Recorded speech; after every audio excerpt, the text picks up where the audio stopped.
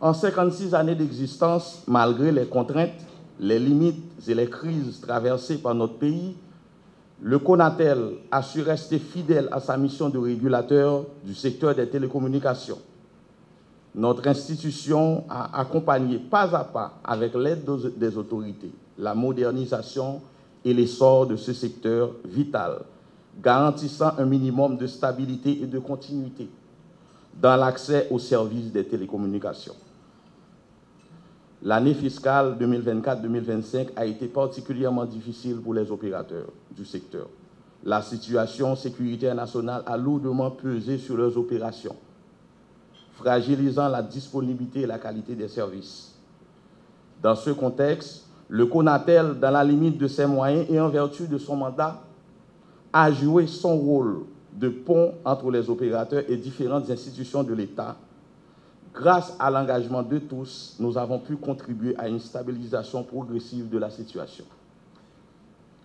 Au-delà de cette mission de stabilisation, je voudrais insister sur un point essentiel. Malgré les crises que nous avons traversées, nous avons accéléré des projets clés qui redéfinissent le paysage de la régulation du secteur, à commencer par la mise en place des instruments légaux encadrant la signature électronique. L'épineux problème de l'identification des cartes SIM est sur la voie d'une solution.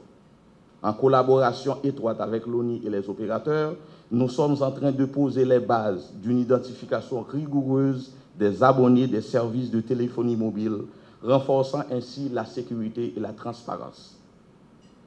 La demande légitime de l'amélioration de la qualité service a été au centre de notre action. Nous avons mis en place les premiers mécanismes permettant de mesurer de manière objective la qualité des services offerts aux abonnés.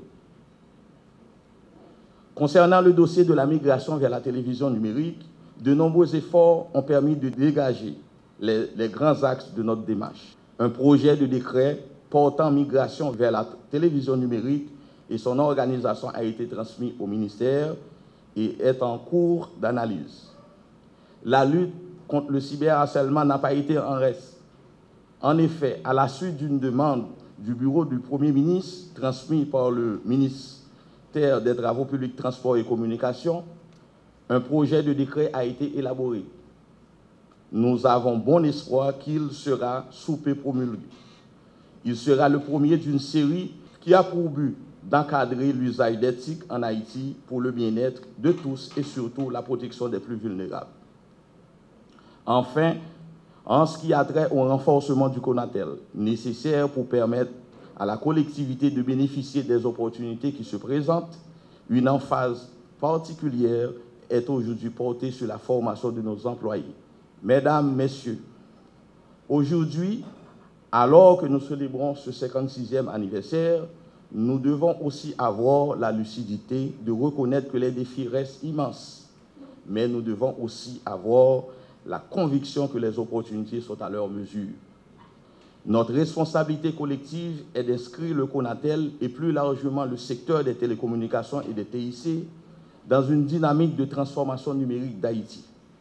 Les perspectives qui s'ouvrent à nous sont ambitieuses. Mettre en œuvre la signature électronique en dotant le pays d'un cadre réglementaire apte à certifier les prestataires de services de confiance pour que ceux-ci démocratisent la signature électronique et ses bénéfices le plus vite possible, renforcer la coopération entre l'État et les opérateurs pour bâtir un partenariat solide au service du développement national, systématiser le monitoring de la qualité de service afin que l'expérience des abonnés soit au centre des politiques publiques, établir une nouvelle architecture légale et réglementaire pour accélérer la transition numérique et dégager de nouvelles ressources pour le développement des sous-secteurs de téléphonie mobile et la fourniture d'accès à Internet, rationaliser la gestion des ressources rares, notamment les fréquences, pour accompagner les innovations et les investissements, saisir les opportunités de coopération avec nos partenaires locaux et internationaux pour élaborer une véritable stratégie nationale de cybersécurité.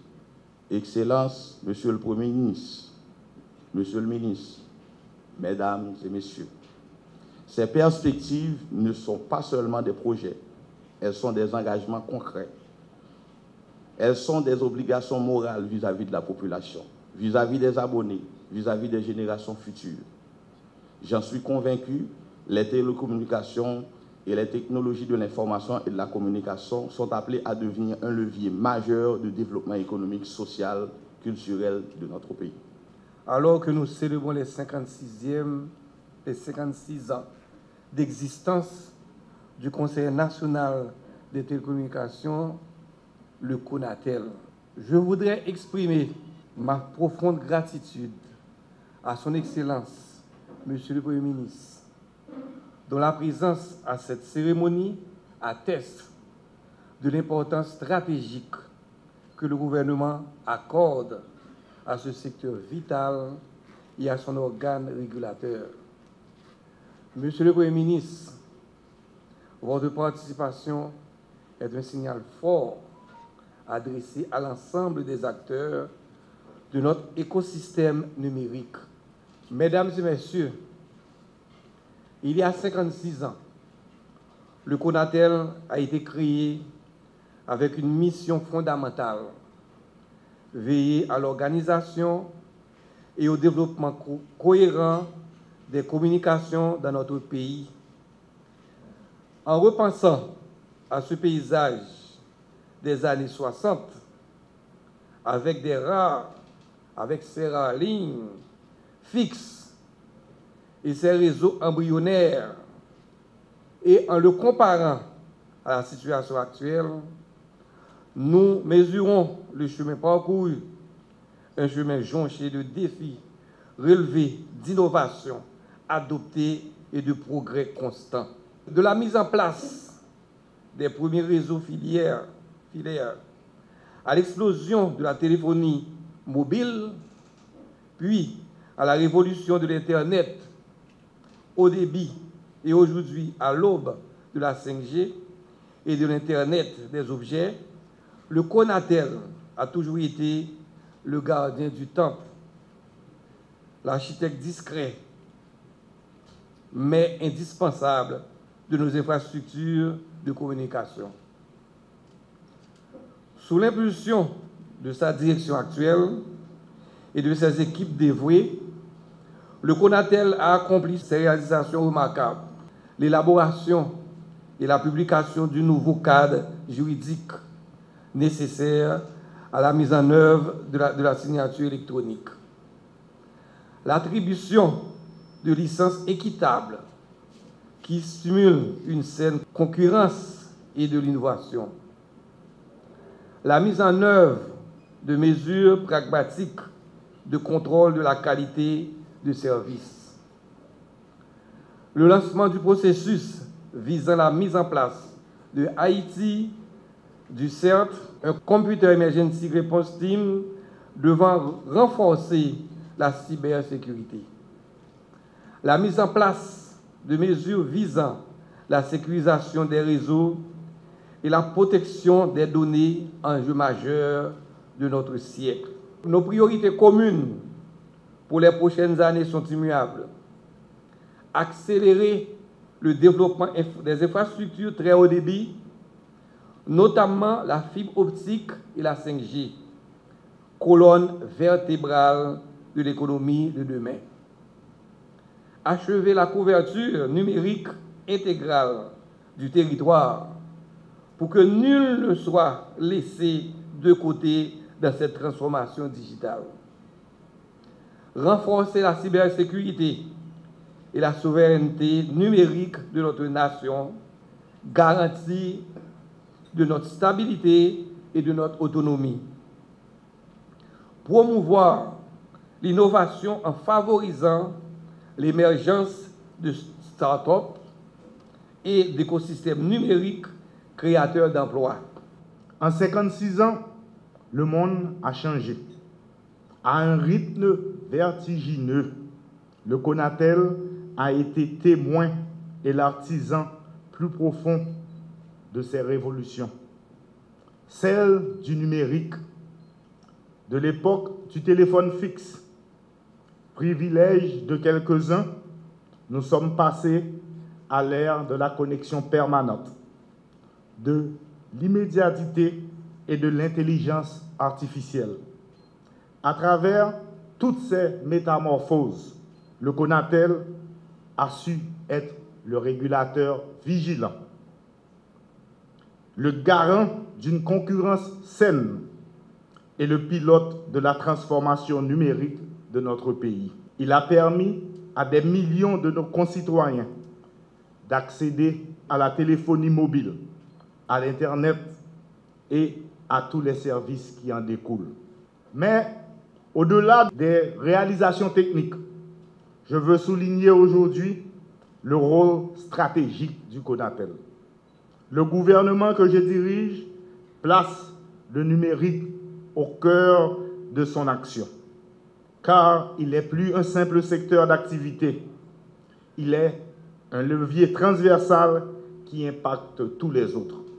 Sur le plan économique, il favorise l'émergence de nouvelles entreprises, modernise l'industrie et booste l'innovation. Sur le plan social, il améliore l'accès à l'éducation, à la culture, à la santé, notamment dans les zones les plus reculées. Sur le plan démocratique, il rapproche l'administration du citoyen et renforce la transparence. Chers cadres du CONATEL, le gouvernement attend beaucoup de vous. Les défis qui s'annoncent sont immenses et votre mission évolue. Il ne se limite plus à réguler un marché.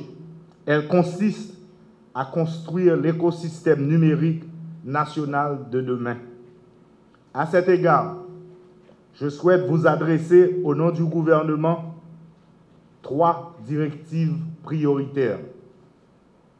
1. Souveraineté et sécurité numérique. Dans un monde de plus en plus interconnecté, la protection de nos données, de nos infrastructures critiques et de la vie privée de nos citoyens est non négociable. Le CONATEL doit être un rempart contre le cybercrime et assurer notre cybersécurité. 2. L'inclusion numérique totale. Nous devons absolument combler le fossé numérique entre les territoires urbains et ruraux, entre les générations.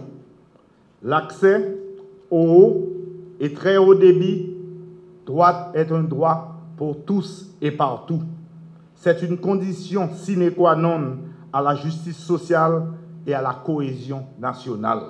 Troisièmement, innovation et compétitivité. Le cadre réglementaire que vous élaborez doit être un accélérateur pour nos start-up et un aimant pour les investisseurs. Nous devons préparer l'arrivée des technologies de demain, comme le 5G, l'intelligence artificielle, pour que notre pays ne rate pas le train de l'avenir.